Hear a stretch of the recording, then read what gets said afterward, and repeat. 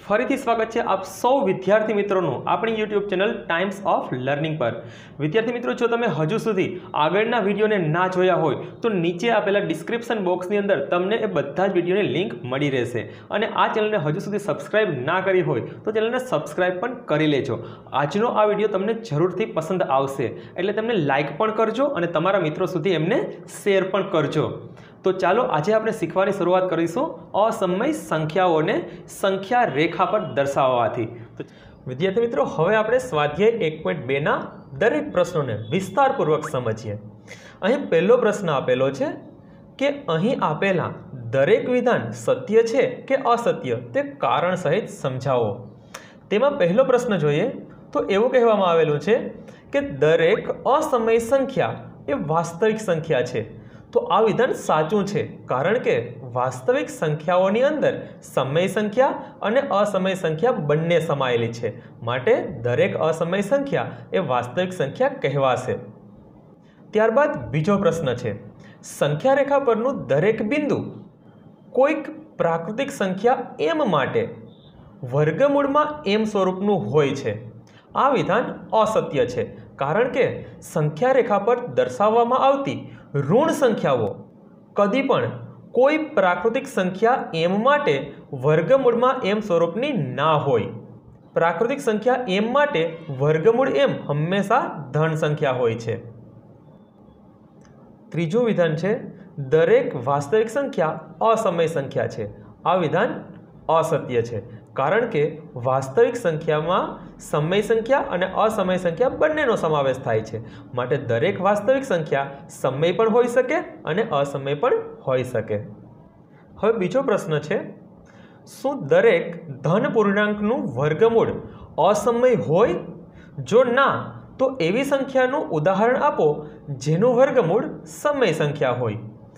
તો દરેક ધન પૂર્ણાંકનું વર્ગમૂળ હંમેશા અસમય સંખ્યા જ મળે તેવું જરૂરી નથી। તેના ઉદાહરણો અસંખ્ય દર્શાવી શકાય।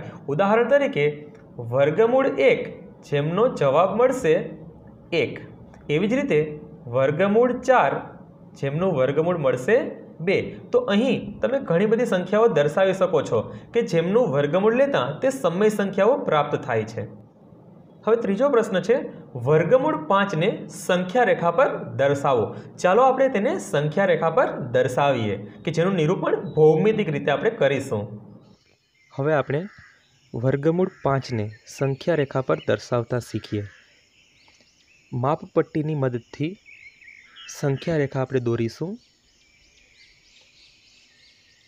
આગળ આપણે વર્ગમૂળ 2 અને વર્ગમૂળ 3 ને દર્શાવવા માટે આ જ પદ્ધતિનો ઉપયોગ કરેલો છે। અહીં પણ એકમ અંતર તરીકે આપણે 1 ઇંચના માપનો ઉપયોગ કરીશું।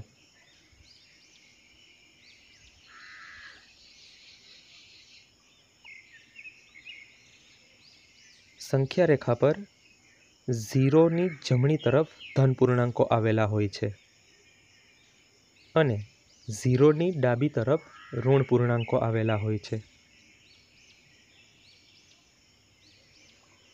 આપણે 0 બિંદુને સંગત O બિંદુ લખીશું અને 1ને સંગત A બિંદુ દર્શાવીશું, એટલે કે OAની લંબાઈ 1 એકમ થશે।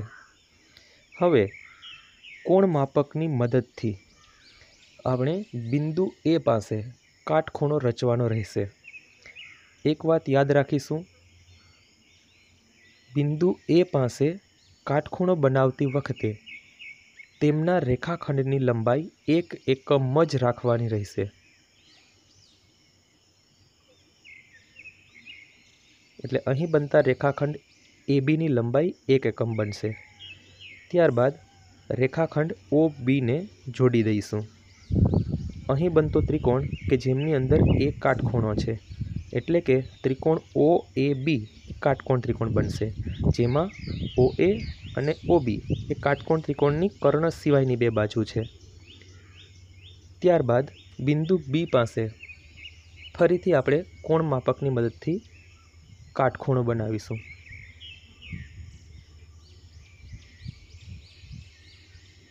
ત્યાં પણ રેખાખંડ BCની લંબાઈ 1 એકમ જ રાખવાની રહેશે।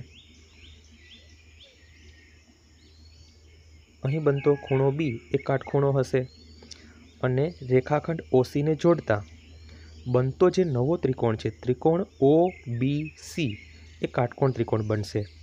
એટલે પાયથાગોરસના પ્રમેય મુજબ ઓબીની લંબાઈ વર્ગમૂળ 2 થશે અને બીસીની લંબાઈ 1 માટે પાયથાગોરસના પ્રમેય મુજબ જ ઓસીની લંબાઈ વર્ગમૂળ 3 મળશે. ફરીથી પાછા કોણ માપક દ્વારા બિંદુ સી પાસે કાટખૂણો બનાવીશું.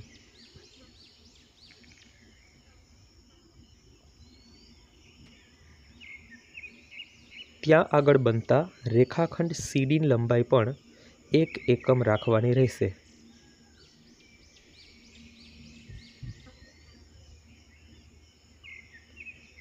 રેખાખંડ ઓડીને જોડી દઈશું.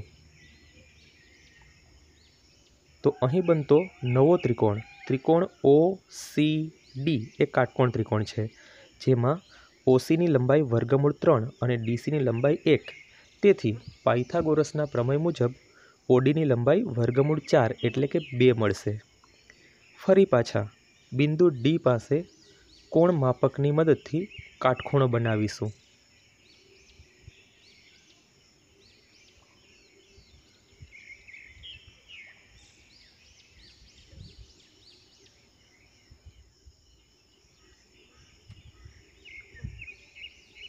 રેખાખંડ ડીઈને જોડી દઈશું.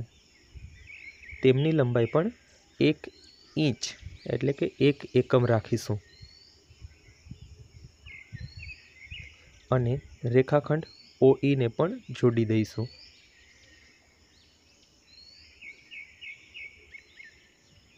અહીં ડીઈની લંબાઈ 1 એકમ અને પાયથાગોરસના પ્રમેય મુજબ ઓઈની લંબાઈ વર્ગમૂળ 5 થશે. હવે આપણે પરિકરની મદદથી રેખાખંડ ઓઈ જેટલી ત્રિજ્યા લેવાની રહેશે અને ઓ બિંદુને જ કેન્દ્ર રાખી આપેલ સંખ્યા રેખા પર ચાપ રચીશું.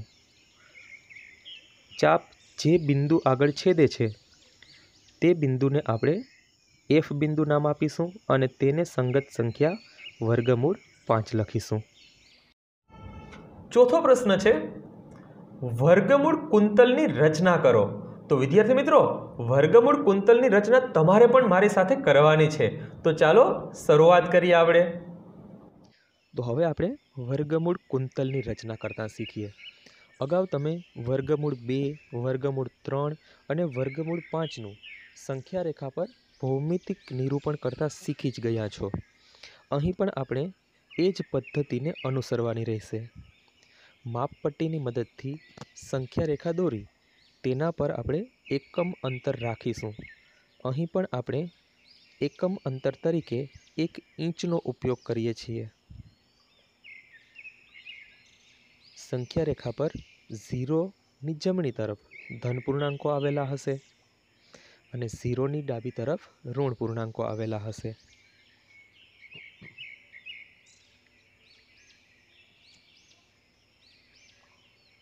ઝીરોને સંગત ઓ બિંદુ દર્શાવીશું અને 1ને સંગત એ બિંદુ લખીશું. હવે કોણ માપકની મદદથી એ બિંદુ પાસે કાટખૂણો બનાવવાનો રહેશે. માપપટ્ટી દ્વારા રેખાખંડ AB રચીશું. અહીં પણ એ વાતનું ધ્યાન રાખીશું કે ABની લંબાઈ 1 એકમ જ રાખવાની રહેશે.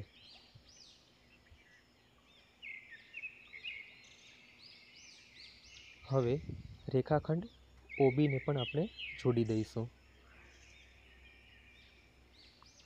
નવો બનતો ત્રિકોણ OAB એ કાટકોણ ત્રિકોણ છે, જેમાં OAની લંબાઈ 1 એકમ, ABની લંબાઈ 1 એકમ એટલે કે OBની લંબાઈ વર્ગમૂળ 2 મળશે. ફરીથી કોણ માપકની મદદથી બિંદુ B પાસે કાટખૂણો બનાવી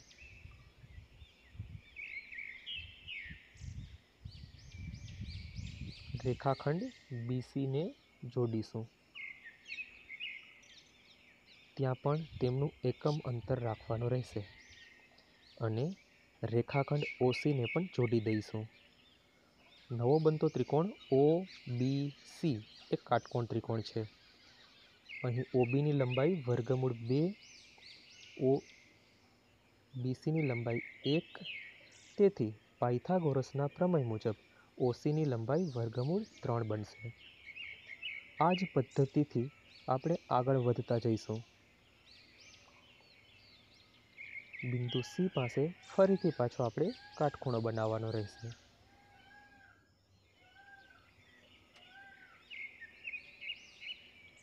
ત્યાં પણ આપણે સીડીની લંબાઈ 1 એકમ રાખીશું.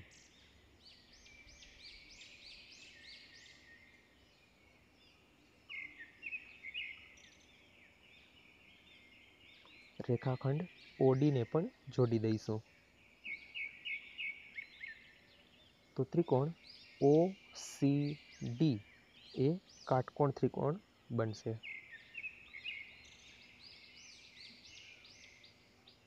જેમાં ઓસીની લંબાઈ વર્ગમૂળ 3, સીડીની લંબાઈ 1, તેથી ઓડીની લંબાઈ વર્ગમૂળ 4 થશે. બિંદુ ડી પાસે કોણ માપકની મદદથી કાટખૂણો બનાવીશું.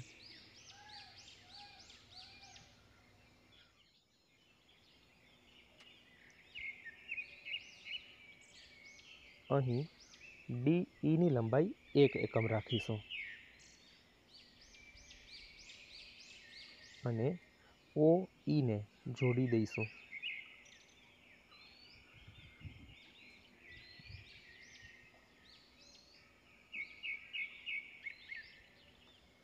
ઓડીની લંબાઈ વર્ગમૂળ 4, ડીઈની લંબાઈ 1, તેથી ઓઈની લંબાઈ વર્ગમૂળ 5 બનશે. આપણે ફરી પાછા બિંદુ ઈ પાસે કાટખૂણો બનાવવાનો રહેશે. વિદ્યાર્થી મિત્રો, આ જ પદ્ધતિથી આગળ વધતા આપણને વર્ગમૂળ કુંતલ મળતું જશે.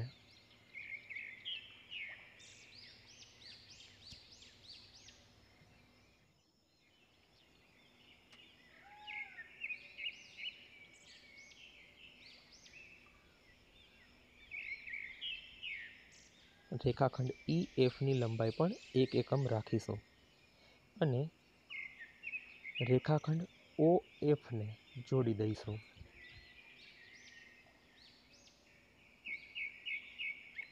અહીં ઈ એફની લંબાઈ 1 એકમ, ઓઈની લંબાઈ વર્ગમૂળ 5, તેથી ઓ એફની લંબાઈ વર્ગમૂળ 6 મળશે.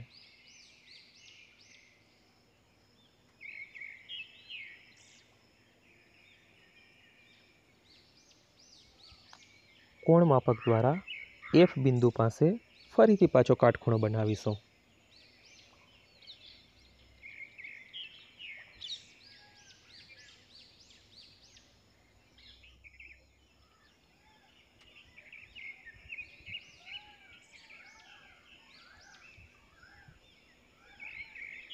એફ બિંદુ પાસે કાટખૂણો બનાવતા રેખાખંડની લંબાઈ 1 એકમ રાખવાની રહેશે અને તે રેખાખંડને બિંદુ ઓ સાથે જોડી દઈશું.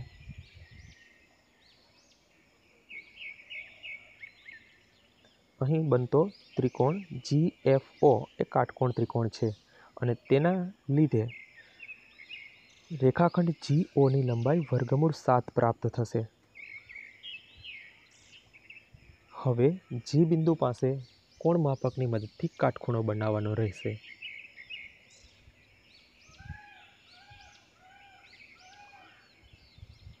રેખાખંડ GHની લંબાઈ પણ આપણે 1 એકમ રાખીશું.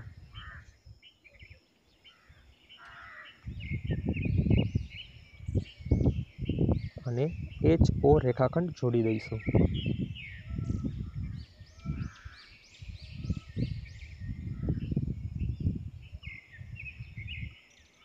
પાયથાગોરસના પ્રમેય મુજબ HOની લંબાઈ આપણને મળશે વર્ગમૂળ 8. તો વિદ્યાર્થી મિત્રો, તમે આવી જ રીતે હજુ પણ આગળ વધી શકો છો.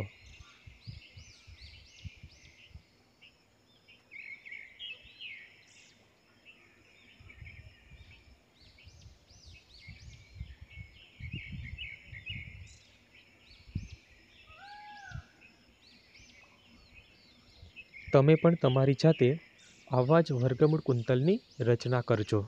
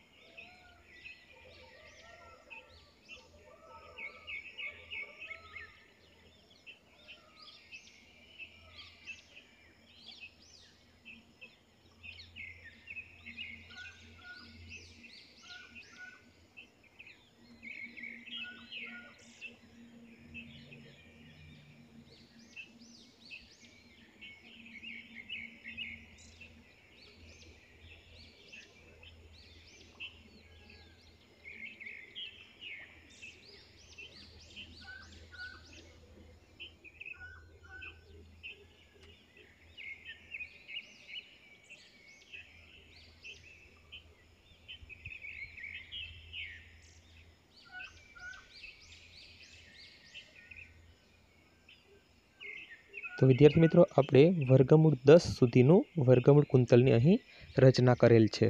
तमे पण कोशिश करजो।